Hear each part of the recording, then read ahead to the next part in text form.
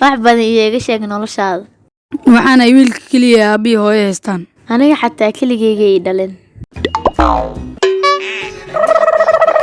maxaa kaloo ay weydiinay Maxaad ciyaaro dheeshay intaa nooleed?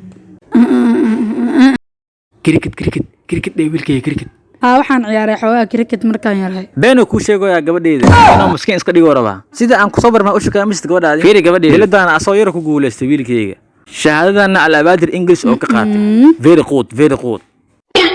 سليت قنبميع يا عارفة Lambarkayga asoo wici kartaa gabadheeda su'aalo kala hada ugu baahat noloshiisa. يعم ويلكيga Waa xishod badan yahay wiilkayga. Ana si tababaraya asaga. Hadhow tababar badan ka yaraanay gabadheeda. See camalna. Kadibna saana barid ugu doonsiinay. Hadhow imtixaankaaga ku baaso. Cabsaha ka qabin wiilkayga.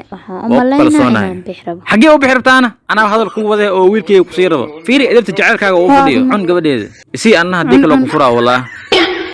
Wiilkaygana ii sii